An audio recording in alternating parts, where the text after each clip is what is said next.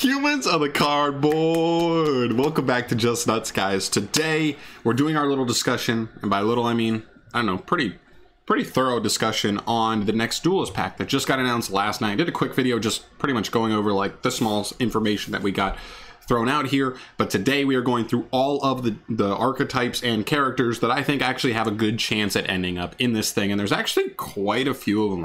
It's actually almost 20, which is insane, and that gives you a good idea of like how different this one is in terms of the water and the wind one that we just got recently. Well, we didn't get the water one yet, we're gonna get it soon, but the OCG did. So when you looked at like the characters for the water and the wind one, there was like 5 legit characters that you were like, that made sense, those made sense, you know what I mean? And so it actually wasn't that hard to guess. There's legit like 20 different ones here that I think actually have a legit chance, just because they're Earth is just so much more explored than those other types, so or attributes I should say. So we're going to be going through all of those, and it's going to be a good old time. So let's just start off here. Let's just start going through. I organized everything in no particular order here, and then I'll give you my prediction / wish list at the very end. So starting off here, we have this girl, what's her name? Something Crystal. Her character looks super boring. Her design at least looks super boring to me, but whatever.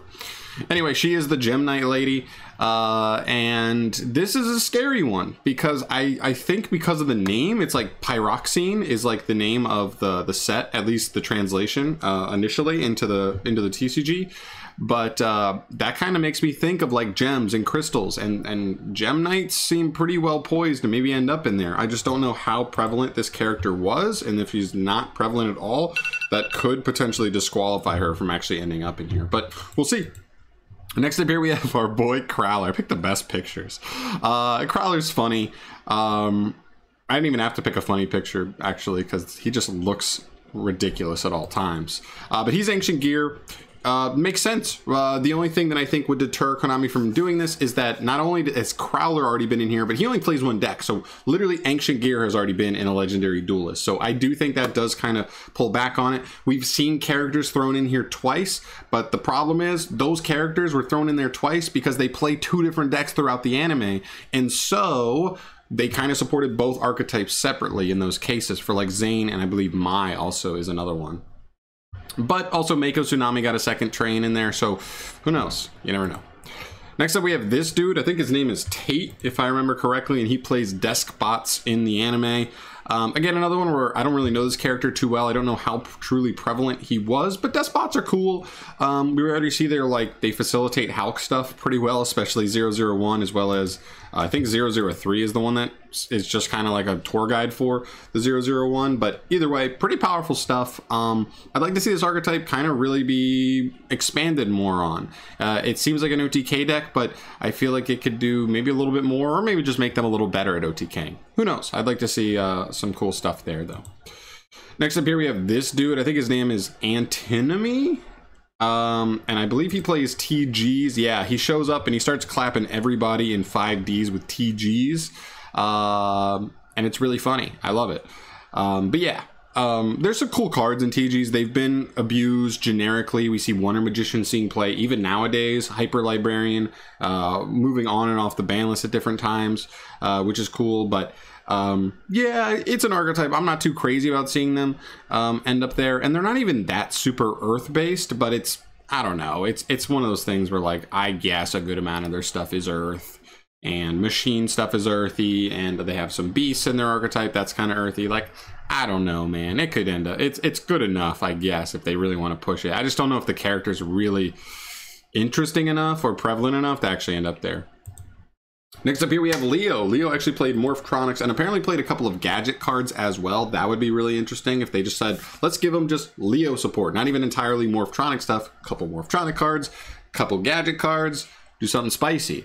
A lot of the Morphtronic cards are horrendous, but who knows? 7 cards, you can do a lot with 7 cards, Konami. So if they really want to make Morphtronics good, they could push it with some crazy support. So we'll see. I think this one actually isn't too bad. He's a signer, so he is like a fairly relevant character in the show. And yeah, so I don't know. Overall, I think this one actually has a decent shot. Earth-based, pretty relevant character, sure. Next up is Jim Crocodile Cook. We actually got Jim, his whole archetype pretty much like made like what, a year and a half ago ish, with the fossil deck. Really interesting stuff. It feels completely unfinished, but it has some decently powerful cards already just to start. They have a lot of fusions that have effects in grave, which is nice. They've got this guy, which is pretty cool. Their fusion can like rip cards out of the opponent's grave to fuse with, which is pretty cool. But it does rely on their grave as well, which is so. But I don't know. It feels like something that if they wanted to expand on it, this might be the set to do it. So the argument is like Jim's cards are still new, less than 2 years old. So like, are they really going to throw out a whole nother 7-card wave this early? I don't know. But I think it's possible, and I think he fits the mold for the set. So yeah. Next up we have Yuya, or Yuma, I'm sorry, Yuma. I never really watched these past 5Ds, but I will say these, I don't think they make a ton of sense for the set, but they are main characters, and so I can't discount them, right? Just the fact that like the set could sell just because, oh, Utopia support, like, it could, and that's another reason. Like, one, we just got very recent Utopia support that's actually good, and his deck isn't really Earth. Even Utopia, I think, is light, but he does have a lot of support cards that do end up being Earth, so if they wanted to push it, they could. I don't think they will, but I think it's a possibility.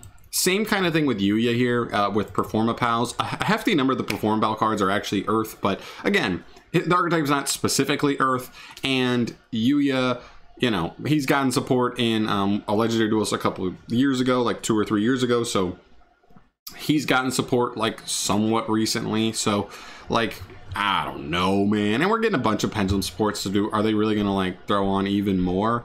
We even just got Odd Eyes support. So like, I don't know. Next up is Hasselberry. This one's really interesting. It depends on how Konami really looks at Hasselberry, because throughout the GX anime, he uses a bunch of black dino cards. That's kind of weird because it's not a real archetype, really. But it's a bunch of dinos. There's like black Brachiosaurus and black Stego and black Terra, and then black Tyranno being one of his boss monsters. They all end up being Earth. That's really it.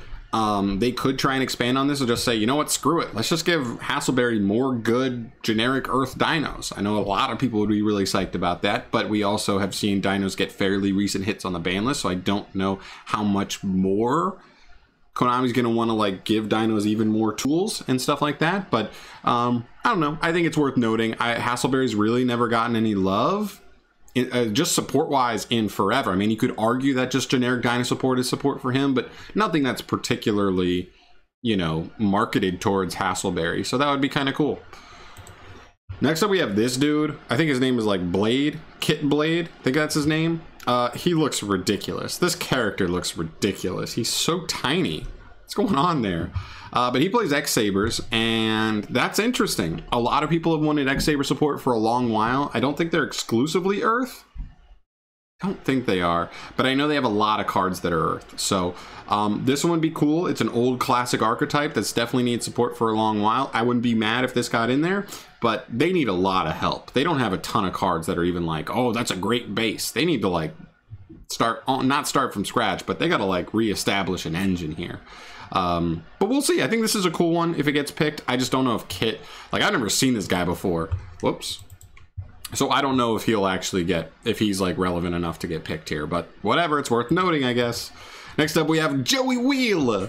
I love this picture. His head is ginormous, but yeah, this one's really strange, but you have to keep in mind, do not forget what we just saw in Synchro Storm.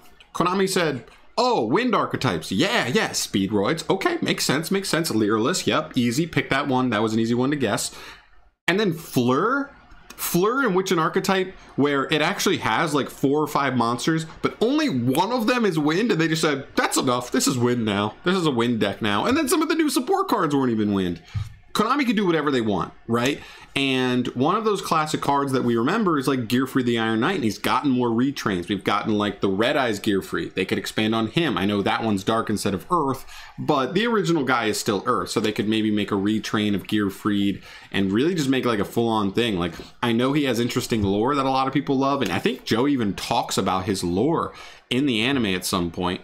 And there's other things. We have like Immortal Phoenix Gearfried. That card's actually amazing. I know that one's fire, but it could be the whole journey where like his original thing, he starts as Earth and then he goes through all these phases, right? Immortal Phoenix Gearfried, he's fire.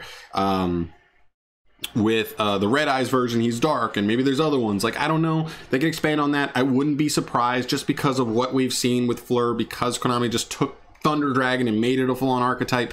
I wouldn't be overly surprised. I think it'd be cool. And of course, Joey can sell a set because it's Joey.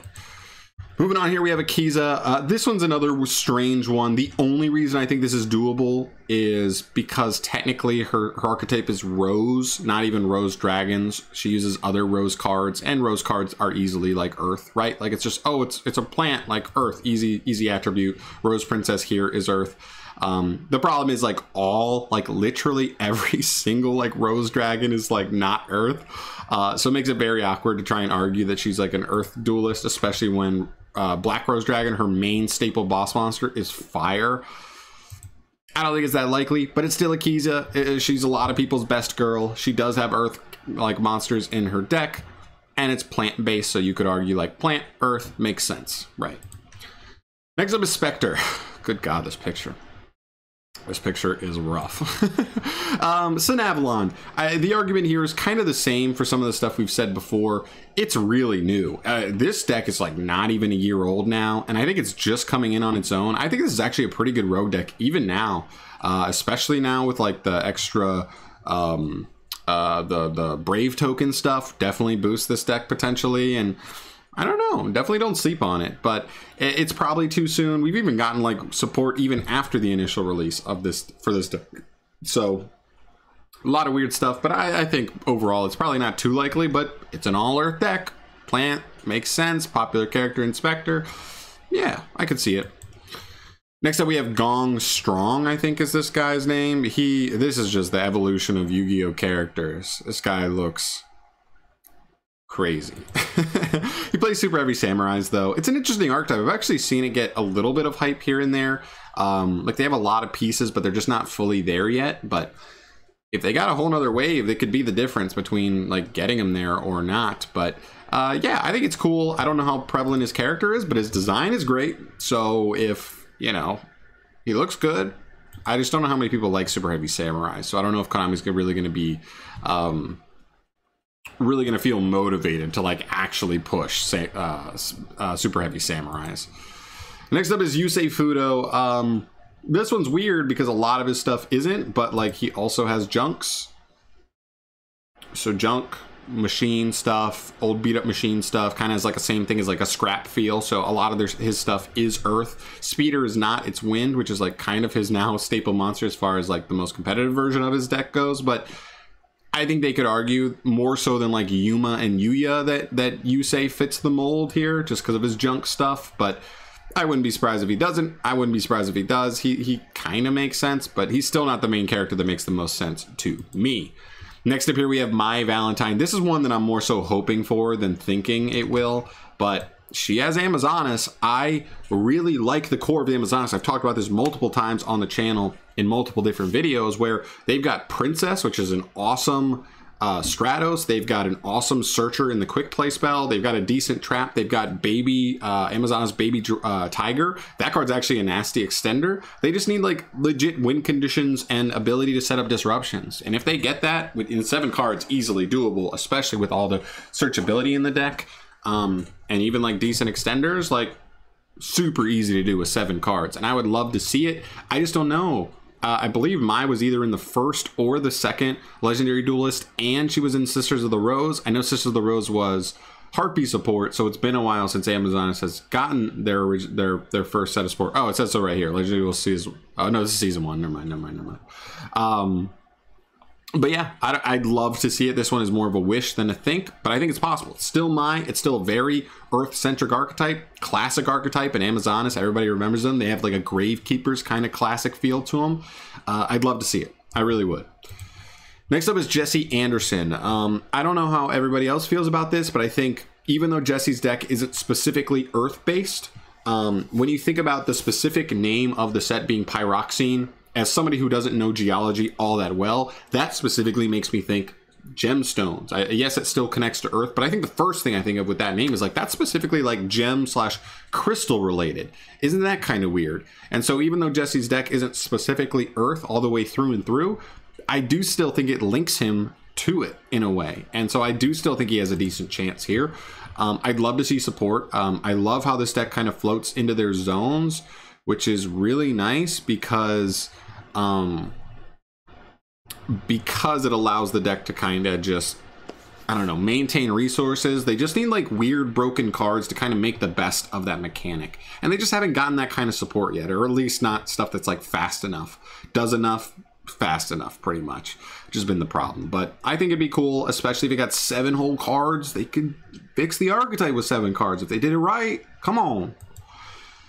Second to last guy, we've got George Gore, I believe is this guy's name. His design is also crazy. This is another one like Gong Strong, the evolution of Yu-Gi-Oh character designs. This boy is crazy looking. I love it.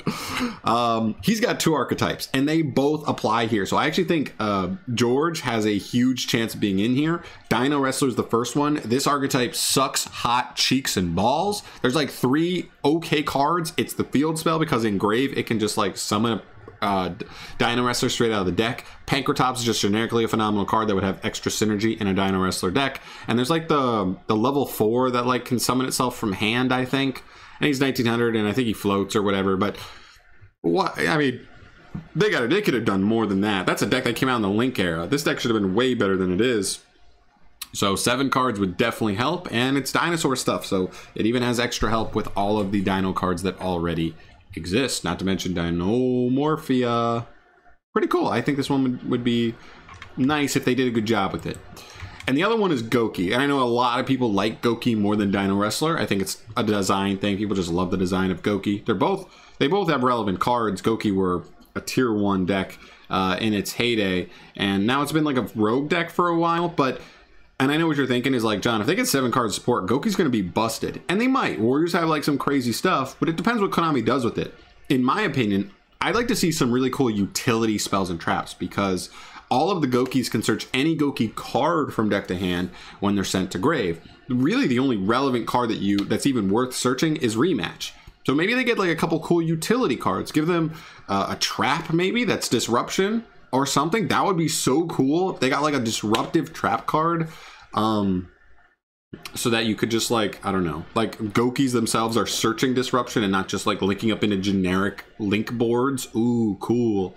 That would just make their board feel more personalized to them. That's more of a wish for me. I would pick Goki out of the 2, but I want Konami to do it the right way. I don't want them to just make Goki just like even more insane. Their mechanics like Prank Kid-esque and how powerful it is, so they need to be careful with how they go about it for sure. And the last character we have here is the late, the great Yugi Moto. This one, well, we talked about George Gore had 2 different archetypes that worked. Yugi actually has 3 that might work. That's insane, but we all know how the old DM characters, they didn't really play full-on archetypes. They played like mini engines sometimes, or just popular monsters inside of like just a mishmash good stuff deck. The first one of Yugi's that I think is relevant here is Gaia. The argument against Gaia is that Gaia didn't really have a full-on archetype until like a year and a half ago, from Rise of the Duelist, and it's cool. I'm glad it came out. It needs support, which makes sense, but it is still fairly new. So is Konami really going to turn around like less than 2 years later and give them a full-on like 7-card wave of Gaia cards? I don't know. They could. I don't know if they would. I think this is the least likely of the 3, to be honest. The next one is Buster Blader. This one I think is a little more relevant because he hasn't gotten support in a longer while. I mean, I guess we got Buster Whelp a couple years ago, but that's like literally the only card we've gotten as support. Someone recently, if they plan on keeping Buster Destruction Sword, like, I guess it's usable in that deck, but not usable in other decks with like Union Carrier banned, like, why not expand on this engine? You know what I mean? Like, the engine does one thing. I'd love to see this be like a full-on deck instead of like a, oh, you play this in an engine and you just support it with like generic like Dragon Link type stuff to get access to the engine. I'd love to see them like actually go in and give us a couple more Buster Blader cards. The only argument against it is that like Buster Blader himself is like one of the only Earth cards in the actual archetype. There's a lot of dark and light monsters aside from him, but if you're looking at him only, like the Fleur thing from the Wind one, you could say that this definitely could end up being in there. I think it'd be cooler than Gaia. But I think they'd both be cool in their own way. And the last one, and by far more than Amazonas, more than any of the other archetypes here, the one that I want and I actually think makes a ton of sense, Magnet Warriors. You guys could have guessed it from the very beginning. As soon as they said Earth set, you probably knew if you follow this channel any kind of closely. I love Magnet Warriors. If Magnet Warriors were legit playable, which they have never been, they'd be my main. They might be my favorite deck of all time. I might everything Magnet Warrior. I love this deck. I love the way the Electromagnet Warriors work. I've talked about it. I think the Electromagnet Warriors are better than the ABC pieces. They're better at being starters than the ABC pieces. The ABC pieces need like extenders to kind of like get them going, need other cards, but drawing the pieces isn't always the best. Whereas in this deck, you want to see these guys. They're all starters. They do stuff on the opponent's turn. They do stuff on your turn. They are hella plus. They just haven't had anywhere to go. Like, you're plussing for nothing. There's no win condition in the deck, legitimately. So I would, if we got 7 Magnet Warrior cards, I would cry. I would dance. I would do a dirty dance. I would upload it onto my channel just to celebrate the fact that Magnet Warriors got chosen.